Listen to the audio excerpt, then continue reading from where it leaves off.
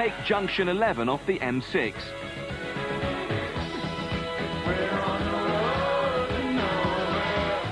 Past Cannock and into Staffordshire.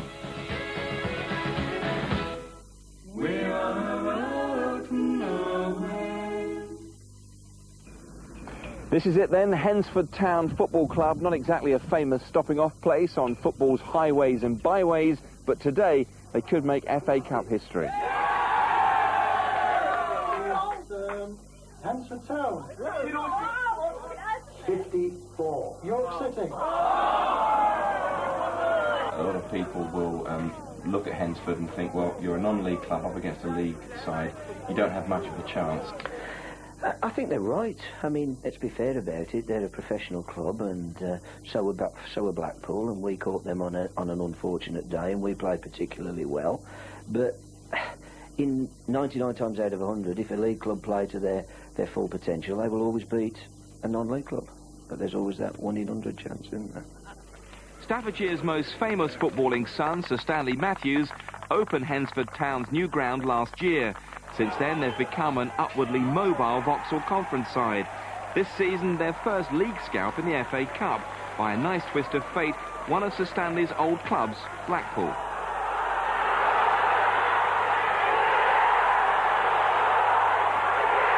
Can you put into words what emotions you ranged through in that last few minutes?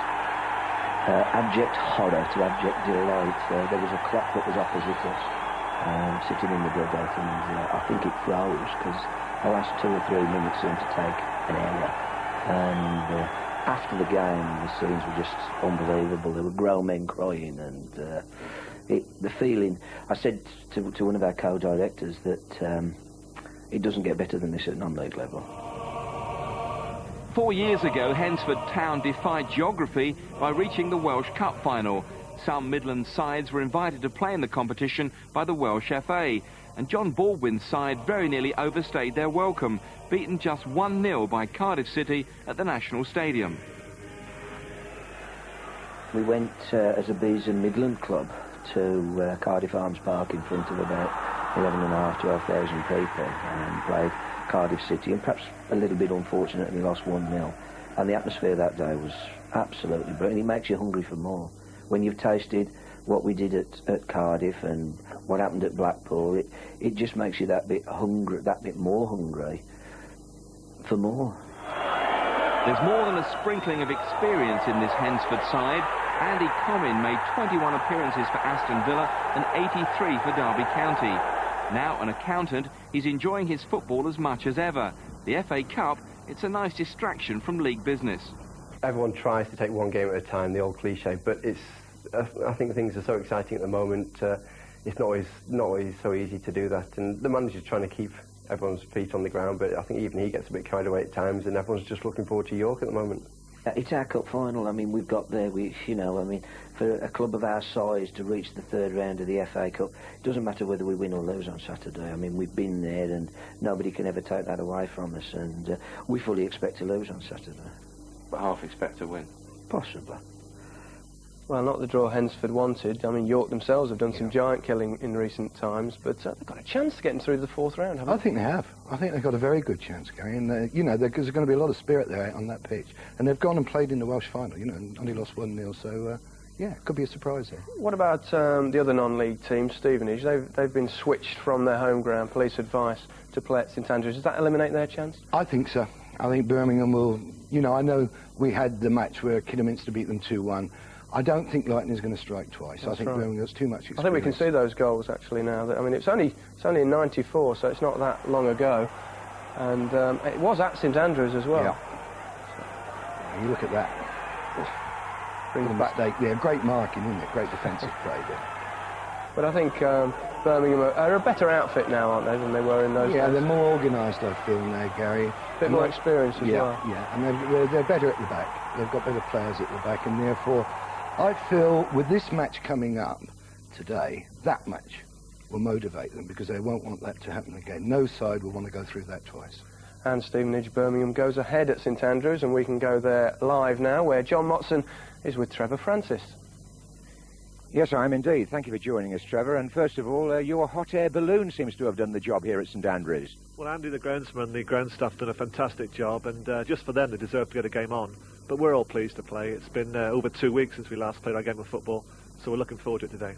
Now, when that cover comes off, we're going to have a good football pitch, but in cup-tie terms, a bit of a banana skin, really, isn't it, Stevenage Borough? Well, I think any of the bigger teams who are playing against teams from the lower leagues are going to face this problem today. It's what the Cup's all about. You know, we know that Stevenage are going to be a tough opposition for us, but it could be tougher. I'd sooner be playing Stevenage than Man United or Newcastle here. But in a sense, it's the sort of the game that I suppose you've got everything to lose and nothing to gain, but you haven't played for 2 weeks. That must concern you a bit. Yeah, no doubt we'll be a bit rusty. We've done what we can possibly do in the last 2 weeks, considering the conditions. The training ground's been out of bounds. In fact, our last game was 15 days ago, so we haven't trained on grass for 15 days. We had to make do with 1 or 2 little sessions indoors.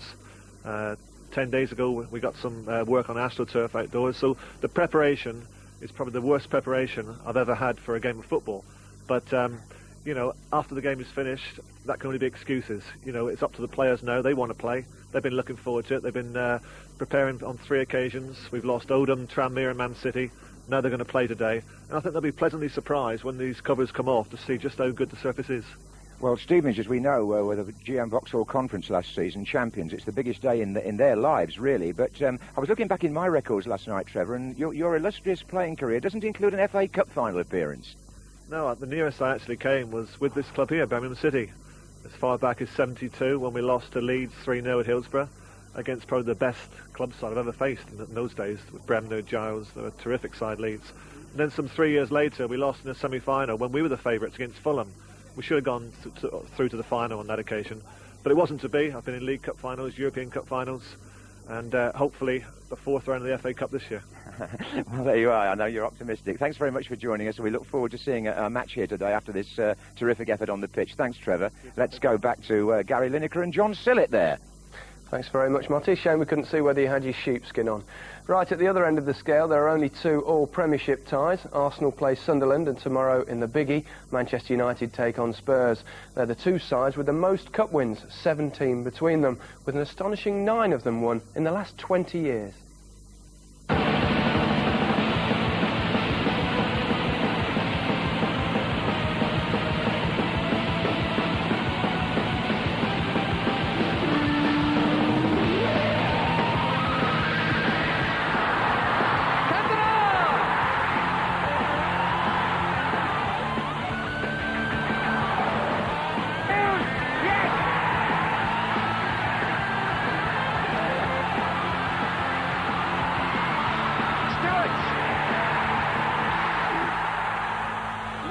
From left back, an inspired run on the far side. A chance here, and a goal!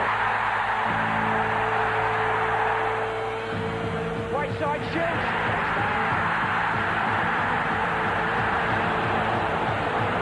And Wilkins has scored one, and that's absolutely magnificent.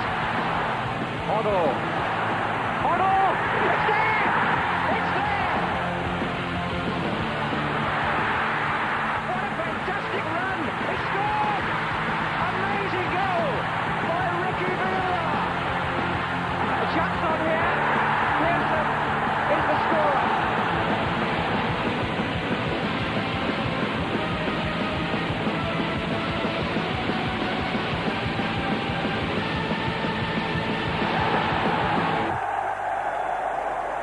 And Manchester United versus Tottenham Hotspur is our live FA Cup game tomorrow afternoon. Should be an absolute belter, and you can see it on BBC One at 4 o'clock. And it'll be followed by what's bound to be a rather confusing 4th round draw. John, huge game that one, isn't it? Mouth-watering that one, Gary. Yeah, difficult for Spurs, though, coming off the back of a 7-1 defeat. Yeah, you know, to say Spurs are going to go there with confidence, obviously they're not. And I look at them and say, well, who's going to score a goal for Spurs at the moment? You know, they look as though they're struggling in front of goal, whereas Man United got our man Cantona's playing so well. When he's playing well, the side's playing well. Giggsy looks a threat to any side. I can't see Tottenham getting a result. Especially without their best player, Teddy Sheringham. But that's an amazing statistic, that 9 times in the last 20 years one of those 2 clubs have won it. Brilliant, isn't it, really? When you look at the clubs, that's a lot of credit, and their fans must love it. you know, other clubs, what would they give? Did you go there once, you know, twice? But that's why all the kids support Man United. Correct. I'm sorry to say one of my grandsons does as well. Yeah, my George does as well. Now, there are 9 games featuring Premier League teams with Division 1 opposition. In one of those games, Leeds face what is sure to be a tough trip to Crystal Palace. Mind you, it'll have to wait a while, as Selhurst Park is another ground to suffer under the deep freeze. When they do eventually get it together, it'll be a special occasion for Leeds goalkeeper Nigel Martyn. He returns to the ground where he spent the last 7 seasons before his summer move to Elland Road. Garth Crooks has been with the genial Cornishman.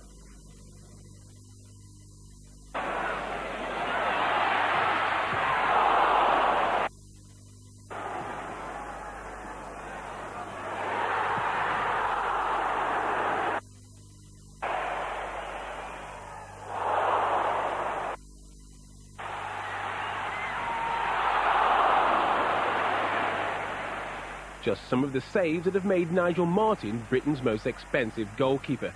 These performances were made during his time at Crystal Palace, a side he visits in this year's FA Cup third round.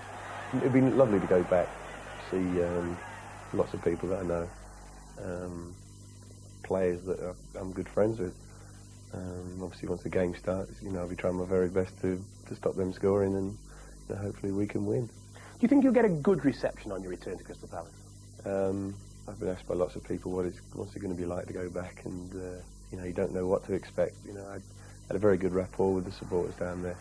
Got on very, very well with them, and I've received a lot of letters from supporters wishing me all the best at my new career and everything, and you know, that was very nice to receive that. So hopefully I won't get too much stick. That special rapport with the fans was never more evident than when Palace reached the 1990 FA Cup final and nearly won it. We were in the second period of extra time, and 5 or 6 minutes had gone by, and I think I made a save from Paul Ince. Ince. Good effort! Oh, fine save by Nigel Martyn. You do start feeling a little bit, you know, is this going to be it? And then, you know, they produce a good move, and Mark Hughes gets a great finish, and you know, you're back level again. In the replay, it was another Martyn who scored the only goal of the game, Manchester United's Lee Martin. It was his blindside run and superb finish that destroyed the Cornishman's dream. The final itself, you know, we thought we probably should have won on the first game, and we were 6 or 7 minutes away from doing so, and you know, that was it. You know, the second game we just didn't perform. 7 years on, the England international finds himself back in the spotlight with Leeds. After a shaky start, he's recently kept 5 consecutive clean sheets, a club record. I did get a little bit stale at Crystal Palace, you know, towards the end. I probably wasn't playing as well as I had done when I first came, which was, you don't notice at the time, but then when you move to a fresh place and you've got to prove yourself to a new set of supporters, a new set of teammates, it seems to bring a little bit more out in you. And if young Nigel says he's happy, he must be happy, he must be happy, he must be happy in his world.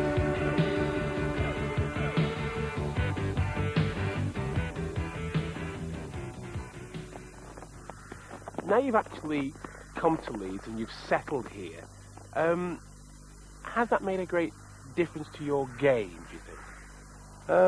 Yeah, settling in is very important. You know, you don't need the upheaval and all those sort of things to worry about, as well as playing games. I've got settled as quickly as I could, and you know, feel better for that. Barney's gone. Barney's gone, is he? Having settled in, the football's beginning to take care of itself, but the family man is all too aware of the sacrifices that have to be made. It is hard on the family when you do move club and move, you know, as far north as we did. But you know, my wife's done tremendously. She's had to, you know, look around for houses and be in an area where she doesn't know anybody. You know, and that is hard for her. But you know, it's a short career, and you know, you've got to make these moves.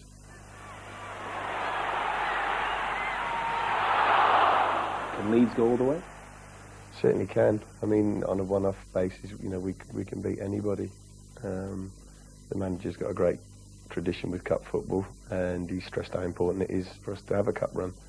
So I'm sure, you know, he'll be getting us really fired up for it, and you know, we'll certainly be ready for the challenge.